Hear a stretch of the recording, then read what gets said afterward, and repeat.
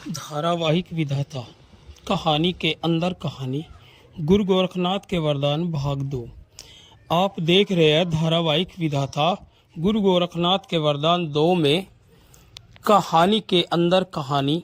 तो भगवान यानी ईश्वर अल्लाह मियाँ वाहे गुरु गॉड विधाता के विधान के इस नियम कहानी के अंदर कहानी की पुष्टि हम प्राकृतिक रूप से शिव शक्ति एंटरटेनमेंट वालों के सेठ यानी मृत्युलोक में ही मौजूद अद्भुत ज्ञान के स्रोत 18 पुराणों में से एक पुराण मार्कंडेय पुराण के पेज नंबर 9 से लेकर और 21 तक का सारांश पेश करेंगे। प्राकृतिक रूप से ही सिद्ध करेंगे गुरुदेव विधाता के आदेश से कि कहानी के अंदर कहानी कैसे फिट करी जाती है। इसके लिए पहले पात्रों की भूमिका बनाई जाती है, फिर चलाए जाते हैं तीर सवालों के रूप में, ताकि कहानी के अंदर कहानी क्या है उसे जानने में हमारी जिज्ञासा बढ़ सके। और जब तक हम सवालों के जवाब नहीं जान लेते हमारा मन बेचैन रहता है। उसी का एक उदाहरण हम मार्कंडेय पुराण के पेज नंबर 9 से 21 तक का व्याख्यान सुनाएंगे, मगर अपने शब्दों में, ताकि भगवान के विधान के नियम कहानी के अंदर कहानी को दर्शक आसानी से समझ सके। तो पेश करते हैं सारांश, ध्यान से समझिएगा। जैमिनी मार्कंडेय संवाद वपु को दुर्वासा का शाप। व्यास जी के शिष्य महातेजस्वी जैमिनी ने तपस्या और स्वाध्याय में लगे हुए महामुनि मार्कंडेय से पूछा, भगवान, महात्मा व्यास द्वारा प्रतिपादित महाभारत अनेक शास्त्रों के दोष रहित एवं उज्जवल सिद्धांतों से परिपूर्ण है। यह सहज, शुद्ध अथवा द्वंद्व आदि की शुद्धि से युक्त और साधु शब्दावली से सुशोभित है। इसमें पहले पूर्व पक्ष का प्रतिपादन करके फिर सिद्धांत पक्ष की स्थापना की गई है। जैसे देवताओं में विष्णु, मनुष्यों में ब्राह्मण तथा संपूर्ण आभूषणों में चूड़ामणि श्रेष्ठ है, जिस प्रकार आयुधों में वज्र और इंद्रियों में मन प्रधान माना गया है, उसी प्रकार समस्त शास्त्रों में महाभारत उत्तम बताया गया है। इसमें धर्म, अर्थ, काम, मोक्ष इन चारों पुरुषार्थों का वर्णन है।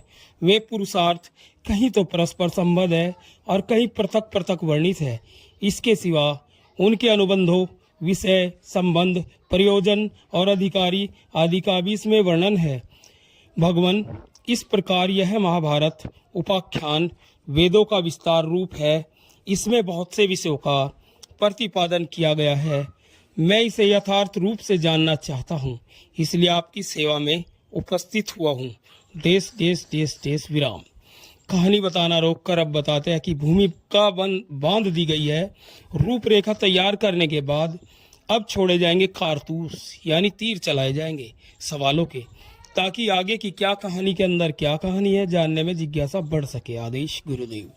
शुरू करते हैं। जगत की सृष्टि, पालन और संहार के एकमात्र कारण सर्वव्यापी भगवान जनार्दन निर्गुण होकर भी मनुष्य रूप में कैसे प्रकट हुए तथा द्रुपद कुमारी कृष्णा अकेली ही 5 पांडवों की महारानी क्यों हुई, इस विषय में मुझे महान संदेह है। द्रौपदी के 5 महारथी पुत्र जिनका अभी विवाह भी नहीं हुआ था और पांडव जैसे वीर जिनके रक्षक थे अनाथों की भांति कैसे मारे गए, ये सारी बातें आप मुझे विस्तार पूर्वक बताने की कृपा करें। मार्कंडेय जी बोले, मुनि श्रेष्ठ, यह मेरे लिए संध्या वंदन आदि कर्म करने का समय है। तुम्हारे प्रश्नों का उत्तर विस्तार पूर्वक देना है, अतः उसके लिए यह उत्तम समय नहीं है। जैमिने, मैं तुम्हें ऐसे पक्षियों का परिचय देता हूँ जो तुम्हारे प्रश्नों का उत्तर देंगे और तुम्हारे संदेह का निवारण करेंगे। द्रोण नामक पक्षी के 4 पुत्र हैं, जो सब पक्षियों में श्रेष्ठ तत्वज्ञ तथा शास्त्रों का चिंतन करने वाले हैं। उनके नाम है पिंगाक्ष, विबोध, सुपुत्र और सुमुख। वेदों और शास्त्रों के तात्पर्य को समझने में उनकी बुद्धि कभी कुंठित नहीं होती। वे चारों पक्षी विंध्य पर्वत की कंदरा में निवास करते हैं। तुम उन्हीं के पास जाकर ये सभी बातें पूछो। जैमिनी ने कहा, ब्राह्मण, यह तो बड़ी अद्भुत बात है कि पक्षियों की बोली मनुष्य के समान हो। पक्षी होकर भी उन्होंने अत्यंत दुर्लभ विज्ञान प्राप्त किया है।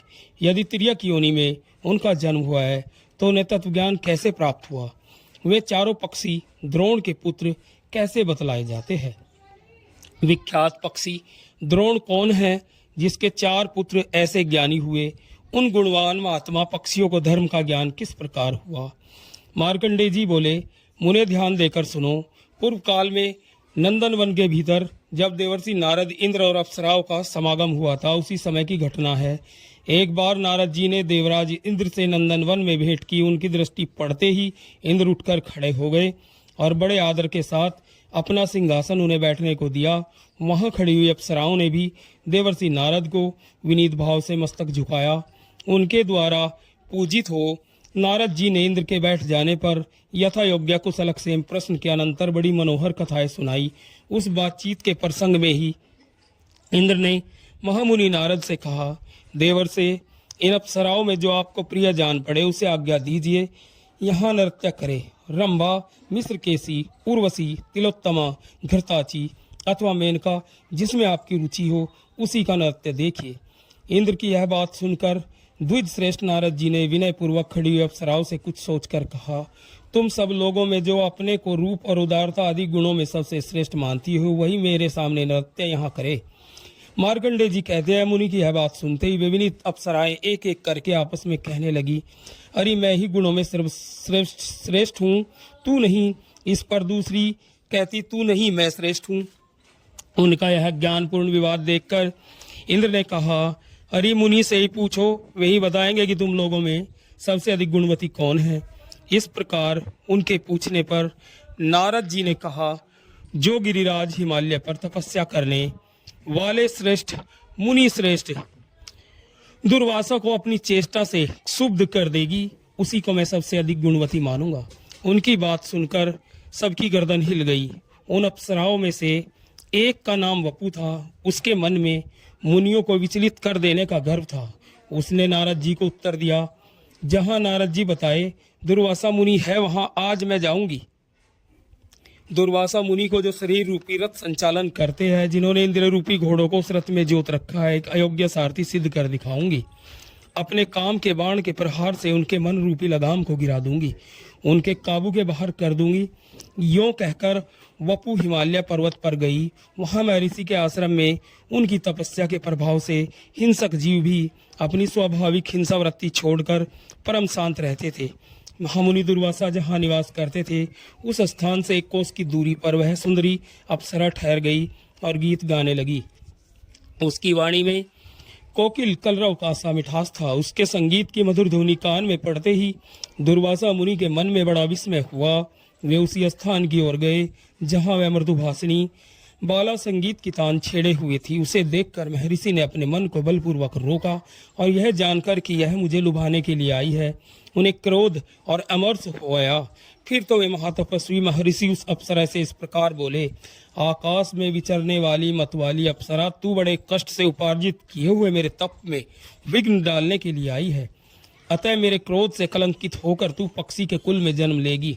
ओ खोटी बुद्धि वाली नीच अप्सरा, अपना यह मनोहर रूप छोड़कर तुझे 16 वर्षों तक पक्षिणी के रूप में रहना होगा। उस समय तेरे गर्भ से 4 पुत्र उत्पन्न होंगे, किंतु तू उनके प्रति होने वाले प्रेम जनित सुख से वंचित ही रह जाएगी और शस्त्र द्वारा वध को प्राप्त होगी। तब साप मुक्त होकर पुनः स्वर्गलोक में अपना स्थान प्राप्त कर सकेगी। बस इसके विपरीत तू अब कुछ भी मत बोलना। क्रोध से लाल नेत्र किए महर्षि दुर्वासा ने मधुर खनखनाहट से युक्त चंचल कंकण धारण करने वाली उस अप्सरा को ये दुस्सह वचन सुनाकर इस पृथ्वी को छोड़ दिया और विश्रुत गुणों से गौरवान्वित एवं उत्ताल तरंगों वाली आकाश गंगा के तट पर चले गए। सुकर्ष मुनि के पुत्रों के पक्षी की योनि में जन्म लेने का कारण मार्कंडेय जी कहते हैं, जैमिनी अरिष्ट नेमी के पुत्र पक्षीराज गरुड़ हुए। गरुड़ के पुत्र संपाति के नाम से विख्यात हुए। संपाति का पुत्र परलोलुप हुआ। उसके भी 2 पुत्र हुए। उनमें एक का नाम कंक और दूसरे का नाम कंधर था। कंधर के त्राक्षी नाम की कन्या हुई, जो पूर्व जन्म में श्रेष्ठ अप्सरा वपु थी और दुर्वासा मुनि की सापाग्नि से दग्ध हो पक्षिणी के रूप में प्रकट हुई थी। मंदपाल पक्षी के पुत्र द्रोण ने कंधर की अनुमति से इस कन्या के साथ विवाह किया। कुछ काल के अनंतर त्राक्षी गर्भवती हुई। उसका गर्भ अभी 3.5 महीने का ही था कि वह कुरुक्षेत्र में गई। वहां कौरव और पांडवों में बड़ा ही भयंकर युद्ध छिड़ा था। भविता व्यक्तावश वह पक्षिणी उस युद्ध क्षेत्र में प्रवेश कर गई। वहां उसने देखा भगदत्त और अर्जुन में युद्ध हो रहा है। सारा आकाश टिड्डियों की भांति बाणों से खचाखच भर गया है। इतने में ही अर्जुन के धनुष से छूटा हुआ एक बाण बड़े वेग से उसके समीप आया और उसके पेट में घुस गया। पेट फट जाने से चंद्रमा के समान श्वेत रंग वाले 4 अंडे पृथ्वी पर गिरे, किंतु उनकी आयु शेष थी, अतः वे फूट न सके, बल्कि पृथ्वी पर ऐसे गिरे मानो रुई के ढेर पर पड़े हो। उन अंडों के गिरते ही भगदत्त के सुप्रतीक नामक गजराज की पीठ से एक बहुत बड़ा घंटा भी टूटकर गिरा, जिसका बंधन बाणों के आघात से कट गया था। यद्यपि वह अंडों के साथ ही गिरा था, तथापि उन्हें चारों ओर से ढकता हुआ गिरा और धरती में थोड़ा थोड़ा धंस भी गया। युद्ध समाप्त होने पर जहां घंटे के नीचे अंडे पड़े थे, उस स्थान पर समीक नाम के एक संयमी महात्मा गए। उन्होंने वहां चिड़ियों के बच्चों की आवाज़ सुनी। यद्यपि उन सबको परम विज्ञान प्राप्त था, तथापि निरे बच्चे होने के कारण अभी वे स्पष्ट वाक्य नहीं बोल सकते थे। उन बच्चों की आवाज़ से शिष्यों सहित महर्षि समीक को बड़ा विस्मय हुआ और उन्होंने घंटे को उखाड़कर उसके भीतर पड़े हुए उन माता पिता और पंख से रहित पक्षी शावकों को देखा। उन्हें इस प्रकार भूमि पर पड़ा देखकर मुनि समीक आश्चर्य में डूब गए और अपने साथ आए हुए द्विजों से बोले, देवासुर संग्राम में जब दैत्यों की सेना देवताओं से पीड़ित होकर भागने लगी, तब उसकी ओर देखकर स्वयं विप्रवर शुक्राचार्य ने ठीक ही कहा था। ओ कायरो, क्यों पीठ दिखाकर जा रहे हो? न जाओ, लौट आओ। अरे सूर्य और सुयस का त्याग करके किस स्थान में जाओगे जहाँ तुम्हारी मृत्यु न होगी? कोई भागे या युद्ध करे, वह तभी तक जीवित रह सकता है जब तक कि विधाता ने उसकी आयु निश्चित कर दी है। विधाता के इच्छानुसार जब तक जीव की आयु पूर्ण नहीं हो जाती है, तब तक उसे कोई नहीं मार सकता है। कोई अपने घरों में मरते हैं, कोई भागते हुए प्राण त्याग करते हैं, कुछ लोग अन्न खाते पानी पीते हुए काल के गाल में चले जाते हैं। इस प्रकार कुछ लोग ऐसे हैं जो भोग विलास का आनंद ले रहे हैं, इच्छा अनुसार वाहनों पर विचरते हैं, शरीर से निरोग है तथा अस्त्र शस्त्रों से जिनका शरीर कभी घायल नहीं हुआ, वे भी यमराज के वश में हो जाते हैं। कुछ लोग निरंतर तपस्या में ही लगे रहते थे, किंतु उन्हें भी यम के दूत उठा के ले गए। निरंतर योगाभ्यास में प्रवृत्त रहने वाले लोग भी शरीर से अमर न हो सके। पहले की बात है, वज्रपाणी इंद्र ने एक बार सम्रासुर के ऊपर अपने वज्र का प्रहार किया था। उस वज्र ने उसकी छाती में चोट पहुंचाई, तथापि वह असुर मर न सका। परंतु काल आने पर इन्हीं इंद्र ने उसी वज्र से जब दानवों को मारा, वे तत्काल मृत्यु को प्राप्त हो गए। यह समझकर तुम्हें भय नहीं करना चाहिए, तुम सब लोग लौट आओ। उनके इस प्रकार समझाने पर वे दैत्य मृत्यु का भय त्याग कर रणभूमि में लौट आए। शुक्राचार्य की कही हुई उन बातों ने इन श्रेष्ठ पक्षियों ने सत्य कर दिखाया है, क्योंकि इस अलौकिक युद्ध में पढ़कर भी इनकी मृत्यु नहीं हुई है। भला सोचो तो सही, कहाँ अंडों का गिरना, कहाँ उसके साथ ही घंटे का भी टूट पड़ना, कहाँ मांस मज्जा तथा रक्त से भरी हुई भूमि का बिछोना बन जाना। ये सभी बातें अद्भुत है। विप्रगण, ये कोई सामान्य पक्षी नहीं है। संसार में दैव का अनुकूल होना महान सौभाग्य का सूचक होता है। यूं कहकर समीक मुनि ने उन बच्चों को भली भांति देखा और फिर अपने शिष्यों से इस प्रकार कहा, अब तुम लोग इन पक्षी शावकों को लेकर आश्रम को लौट चलो और ऐसे स्थान पर रखो जहां इन्हें बिल्ली, चूहे, बाज अथवा नेवले आदि से कोई भय न हो।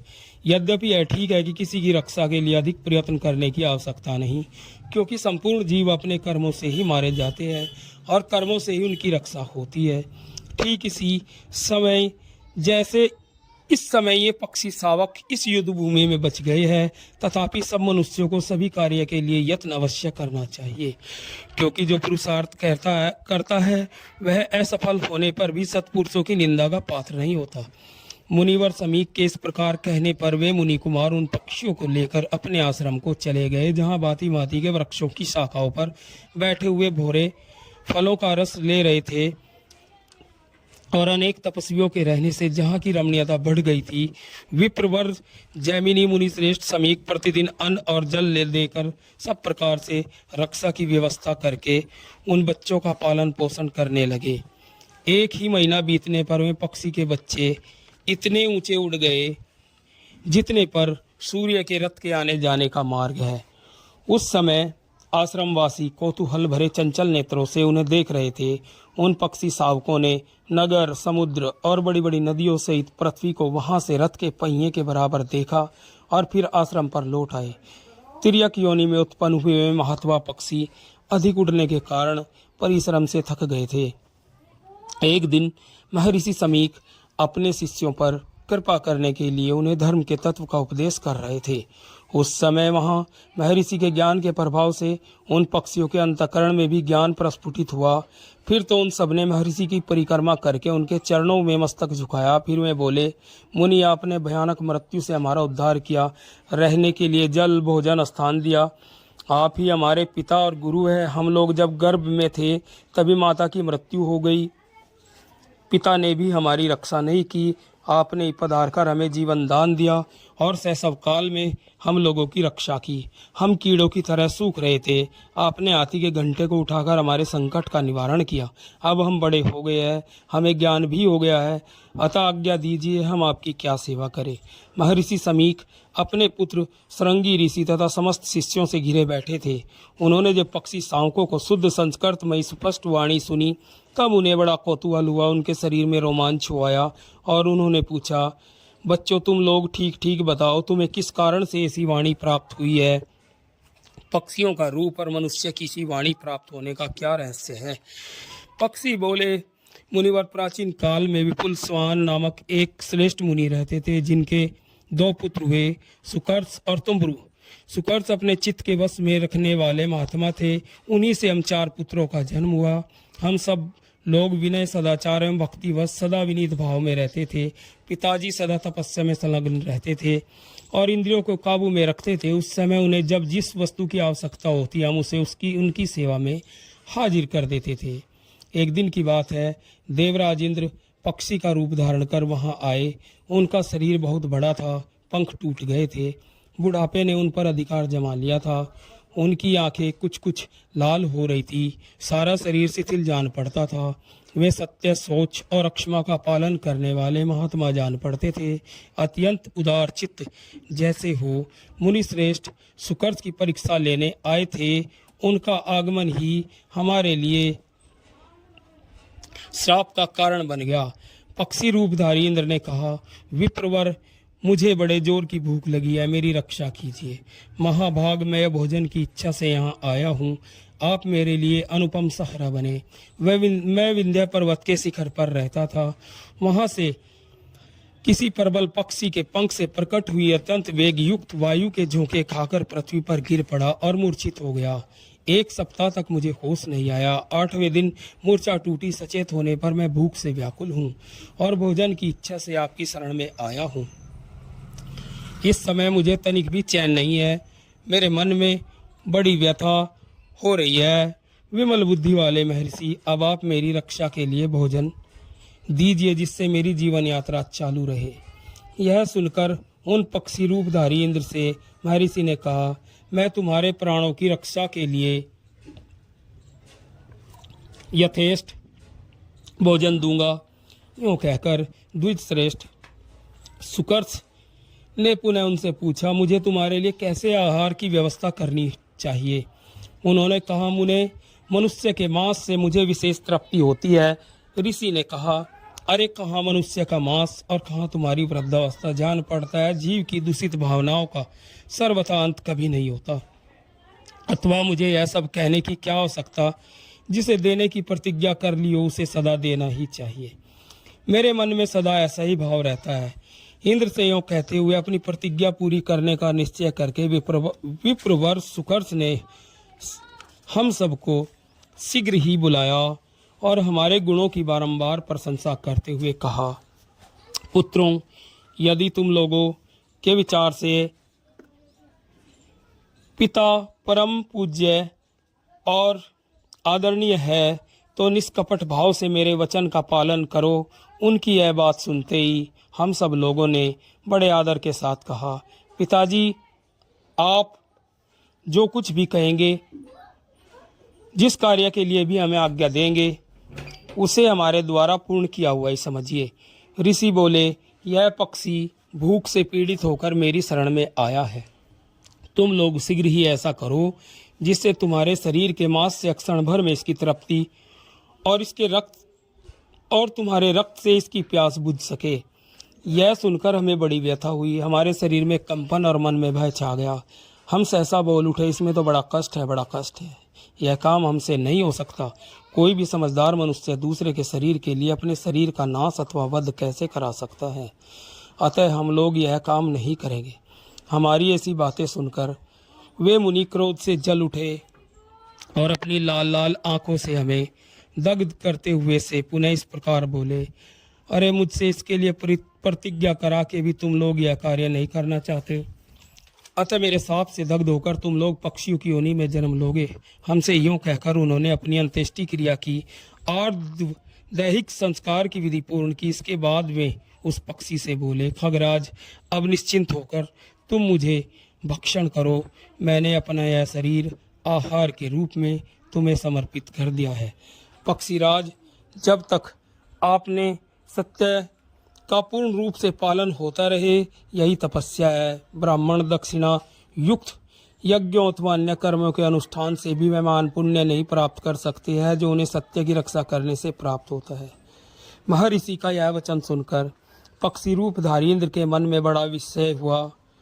वे अपने देव रूप में प्रकट होकर बोले, विप्रवर, मैंने आपकी परीक्षा के लिए यह अपराध किया है। शुद्ध बुद्धि वाले महर्षि, आप इसके लिए मुझे क्षमा करें और बताइए आपकी क्या इच्छा है जिसे मैं पूर्ण करूं। अपने सत्य वचन का पालन करने से आपके प्रति मेरा बड़ा प्रेम हो गया है। आज से आपके हृदय में इंद्र संबंधी ज्ञान प्रकट होगा। अब आपकी तपस्या और धर्म में कोई विघ्न उत्पन्न नहीं होगा। यह कहकर जब इंद्र चले गए, तब हम लोगों ने क्रोध से भरे हुए महामुनि पिताजी के चरणों में मस्तक रखकर प्रणाम किया और इस प्रकार अनुनय विनय किया, तात हम मृत्यु से डर रहे थे। महामते, आप हम दीनों के अपराध को क्षमा करें। हम लोगों को जीवन बहुत ही प्रिय हो गया था।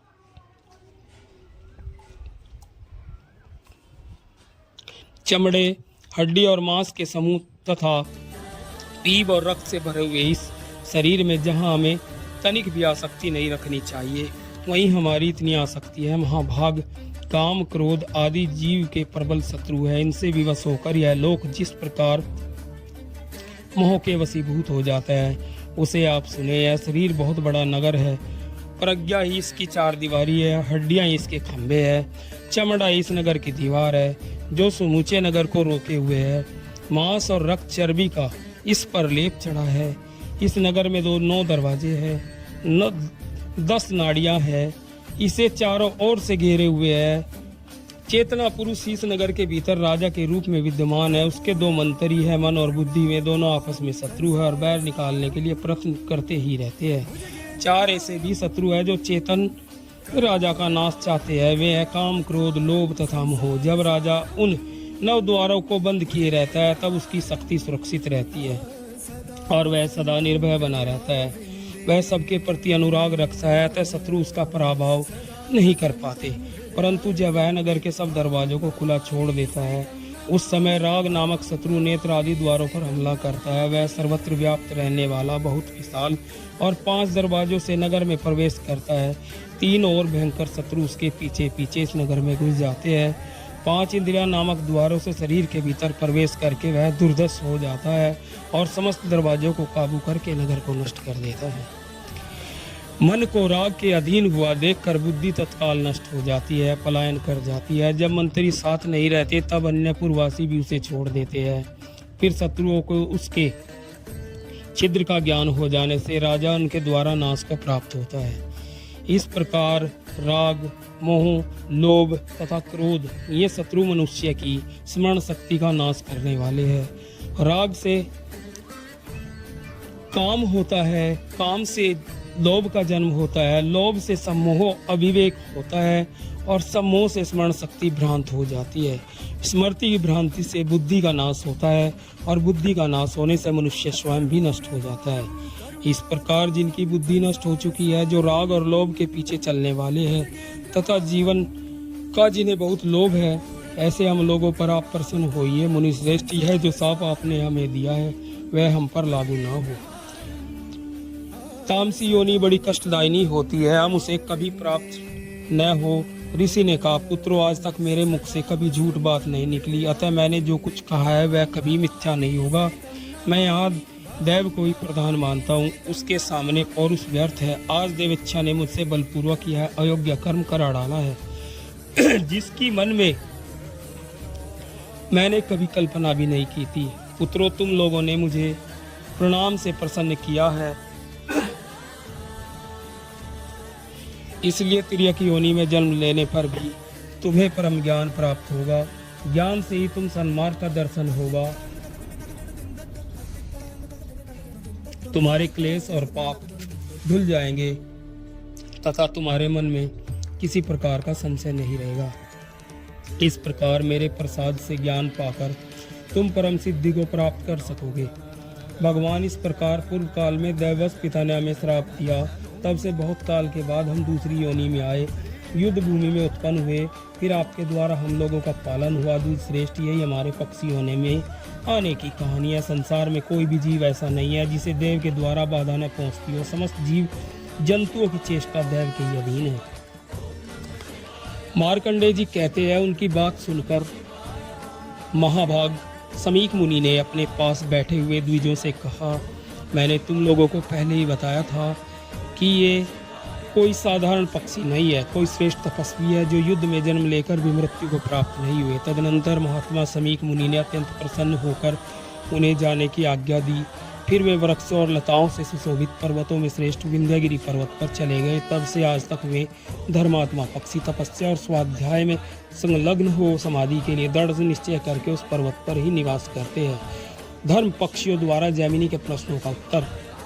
मार्कंडेय जी कहते हैं, जैमिनी, इस प्रकार में द्रोण के पुत्र पक्षी ज्ञानी है और विंध्यगिरि पर निवास करते हैं। तुम उनकी सेवा में जाओ और उनसे ज्ञातव्य बातें पूछो। विराम। आदेश गुरुदेव। कहानी के अंदर कहानी गुरुदेव के विधान का नियम है, जिसमें सवालों के तीर चले हैं। धर्म प्रसार के लिए, मानवता की भलाई के लिए जैमिनी मुनि होशियार शिकारी बन के मार्कंडेय जी के पास पहुंचे तो मार्कंडेय जी ने सवालों के तीर चलाकर उन्हें और बड़े शिकारियों 4 धर्म पक्षियों के पास भेज दिया। फिर वहाँ क्या हुआ, कैसे उन्हें उनके प्रश्नों के उत्तर बताएंगे, इस प्रसंग को भी मगर कम शब्दों में। आदेश गुरुदेव। कहानी के अंदर कहानी प्रारंभ। मार्कंडेय मुनि की यह बात सुनकर महर्षि जैमिनी विंध्य पर्वत पर गए, जहाँ वे धर्मात्मा पक्षी रहते थे। उस पर्वत के निकट पहुँचने पर पाठ करते हुए उन पक्षियों की ध्वनि उनके कानों में पड़ी। उसे सुनकर जैमिनी मुनि बड़े विस्मय में पड़े और इस प्रकार सोचने लगे, अहो, ये श्रेष्ठ पक्षी बहुत ही स्पष्ट उच्चारण करते हुए पाठ कर रहे हैं। माता सरस्वती की इन पर अद्भुत कृपा है। विचार करते हुए महर्षि जैमिनी विंध्य पर्वत की कंदरा में प्रवेश कर गए। पक्षी शिलाखंड पर बैठे हुए पाठ कर रहे थे। उन पर दृष्टि पड़ते ही महर्षि जैमिनी ने हर्ष में भरकर बोले, श्रेष्ठ पक्षियों, तुम्हारा कल्याण हो। जैमिनी मुनि ने अपना परिचय देते हुए कहा कि मैं महर्षि वेदव्यास जी का शिष्य जैमिनी हूँ, आपके दर्शन करने के लिए यहाँ पधारा हूँ। उनके तिर्यक योनि में रहने के लिए सांत्वना दी, बहुत उपदेश दिए। पक्षियों ने भी उनकी यथासंभव सेवा पूजा अर्चना करने के बाद आभार प्रकट किया कि आज हमारा जन्म सफल हो गया, आपने आने का कारण बताइए। तब जैमिनी मुनि ने फिर से सवालों के तीर चलाए। सवाल नंबर 1, सर्वव्यापी भगवान जनार्दन संपूर्ण जगत के आधार, सब कारणों के कारण भी निर्गुण होते हुए भी सगुण साकार मनुष्य रूप में कैसे प्रकट हुए। सवाल नंबर 2, द्रुपद कुमारी कृष्णा द्रौपदी अकेले ही 5 पांडवों की महारानी कैसे हुई। सवाल नंबर 3, द्रौपदी के 5 महारथी पुत्र जिनका विवाह नहीं हुआ था, 5 बलि पांडवों के संरक्षण के बाद भी अकाल मृत्यु को कैसे प्राप्त हुए। मेरा इन विषयों में संदेह है, कृपया निवारण करें। पक्षियों ने कहा, जो संपूर्ण देवताओं के स्वामी, सर्वव्यापक, सबकी उत्पत्ति के कारण, अंतर्यामी, परमाणु के अविषय, सनातन अविनाशी चतुर्विह स्वरूप त्रिगुणमय निर्गुण सबसे बड़े अत्यंत गौरवशाली सर्वश्रेष्ठ तथा अमृत स्वरूप है, उन भगवान विष्णु को हम सबसे पहले नमस्कार करते हैं जिनसे बढ़कर सूक्ष्म तथा बड़ा कोई भी नहीं है, जिनके द्वारा संपूर्ण विश्व व्याप्त है, जो इस जगत के आदि कारण और अजन्मा है, जो उत्पत्ति और लय प्रत्यक्ष और परोक्ष सबसे विलक्षण है। इस संपूर्ण जगत को जिसकी रचना बतलाते हैं तथा अंत में जिनके भीतर इसका संहार होता है, उन परमेश्वर को हमारा नमस्कार है। तत्पश्चात जो अपने चारों मुखों से ऋग शाम आदि वेदों का उच्चारण करते हुए तीनों लोगों को पवित्र करते हैं, उन आदि देव ब्रह्मा को भी एकाग्रचित से नमस्कार करते हैं। इसी प्रकार जिनके एक ही बाण से पराजित होकर असुर कभी यज्ञ में विघ्न नहीं डालते, उन शंकर भगवान को भी प्रणाम। इसके बाद हम अद्भुत कर्म के लेखनी में संजोने वाले व्यास जी को प्रणाम करते हैं, जिन्होंने महाभारत के माध्यम से आदि धर्म का रहस्य प्रकट किया। जल को नारक कहते हैं, अर्थात जल में अयन निवास करने वाले नारायण को प्रणाम। भगवान का दिव्य विग्रह ज्योतिर्पुंज से निर्मित है, वह दिव्य स्वरूप दूर भी है समीप भी है, उसे सब गुणों से अतीत जानना चाहिए। उस दिव्य स्वरूप का ही नाम वसुदेव है। अहंकार ममता का त्याग करने से ही उसका साक्षात्कार होता है। रूप और काल्पनिक भाव उसमें नहीं है, वह सदा परम शुद्ध एवं उत्तम अधिष्ठान स्वरूप है। भगवान का दूसरा स्वरूप शेष जी के नाम से प्रसिद्ध है, जो पाताल लोक में रहकर पृथ्वी को अपने मस्तक पर धारण करता है। इसे तिर्यक भाव से प्राप्त हुई तामसी मूर्ति कहते हैं। श्री हरि की तीसरी मूर्ति समस्त प्रजा के पालन पोषण करने में तत्पर रहती है। वह इस पृथ्वी पर धर्म की निश्चित व्यवस्था करती है, धर्म का नाश करने वाले उद्दंड असुरों को मारती है तथा धर्म की रक्षा में संलग्न रहने वाले देवताओं और साधु संतों की रक्षा करती है। जैमिनी जी संसार में जब जब धर्म का ह्रास और अधर्म का उत्थान होता है, तब तब वह अपने को यहाँ प्रकट करती है। पूर्व काल में वही वराह रूप धारण करके अपने तुतुन से जल को हटाकर इस पृथ्वी को एक ही दांत से जल को ऊपर ऐसे ले आई जैसे वो कमल का फूल हो।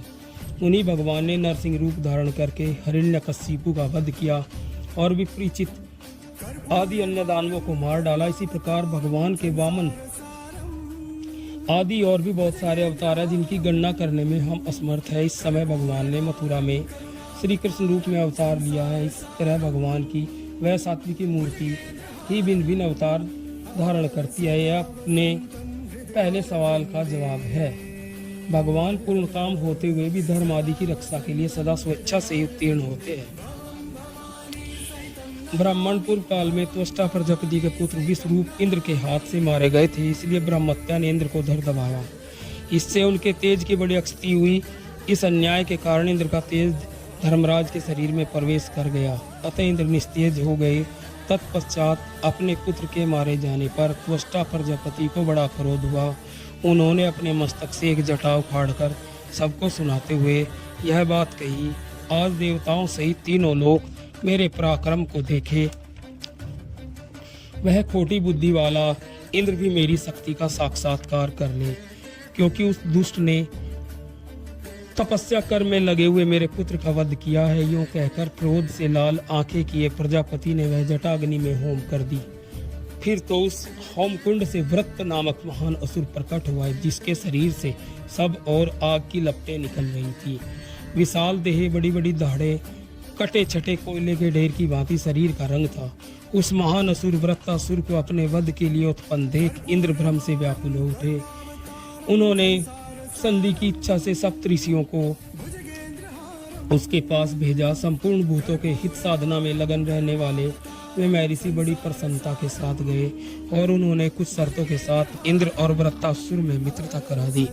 इंद्र ने संधि की शर्तों का उल्लंघन करके जब वृत्तासुर को मार डाला, तब पुनः उन पर ब्रह्म हत्या का आक्रमण हुआ। उस समय उनका सारा बल नष्ट हो गया। इंद्र के शरीर से निकला हुआ बल वायु देवता में समा गया। तदनंतर जब इंद्र ने गौतम का रूप धारण करके उनकी पत्नी अहिल्या के सतीत्व को नाश किया, उस समय उनका रूप भी नष्ट हो गया। उनके अंग प्रत्यंग का लावण्य जो बड़ा ही मनोरम था, वह विचार दोष से दूषित देवराज इंद्र को छोड़कर दोनों अश्वनी कुमारों के पास चला गया। इस प्रकार इंद्र अपने धर्म, तेज, बल और रूप से वंचित हो गए।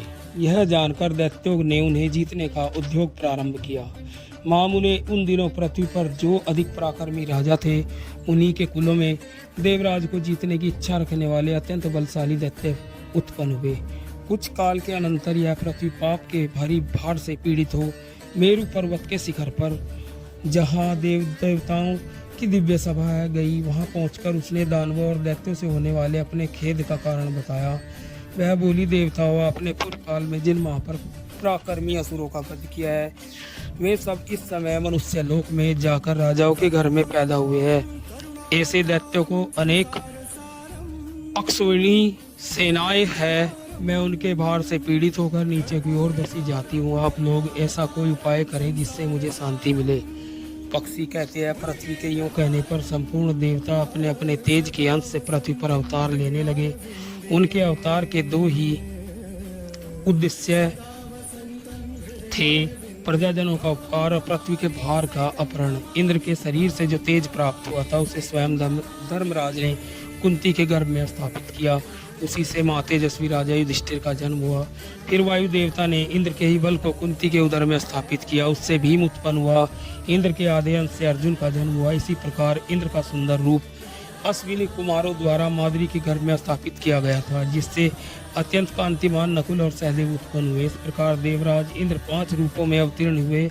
उनकी पत्नी सची माँ भागा कृष्णा के रूप में अग्नि से प्रकट हुई था। कृष्णा एकमात्र इंद्र की पत्नी थी और किसी की नहीं। योगीश्वर भी अनेक शरीर धारण कर लेते हैं, फिर इंद्र तो देवता है, उनके 5 शरीर धारण कर लेने में क्या संदेह है। इस प्रकार 5 पांडवों की जो एक पत्नी हुई, उसका रहस्य बताया गया। विराम। आदेश गुरुदेव। इस प्रकार कहानी के अंदर कहानी यानी विधाता भगवान गुरु गोरखनाथ के विधान का नियम सिद्ध किया गया है, जिसे प्राकृतिक रूप से समझना हो तो समझो, वरना गुरुदेव आदेश।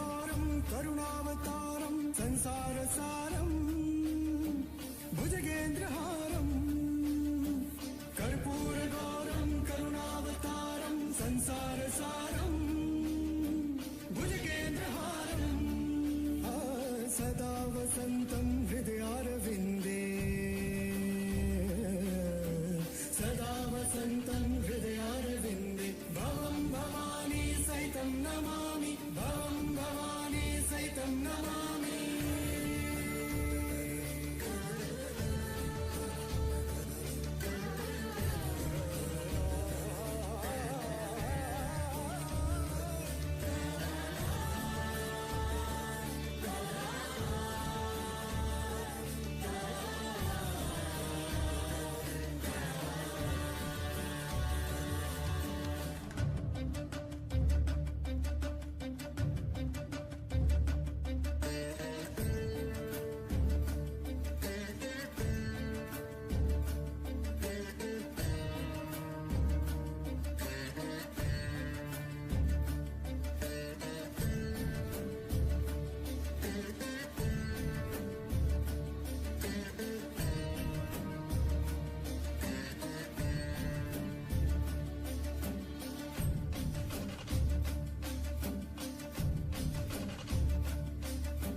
कर्पूरगौरं करुणावतारं संसारसारं भुजगेन्द्रहारं, कर्पूरगौरं करुणावतारं संसारसारं भुजगेन्द्रहारं, सदा वसन्तं हृदयारविन्दे, सदा वसन्तं हृदयारविन्दे, भवं भवानी सहितं नमामि, भवं भवानी सहितं नमामि।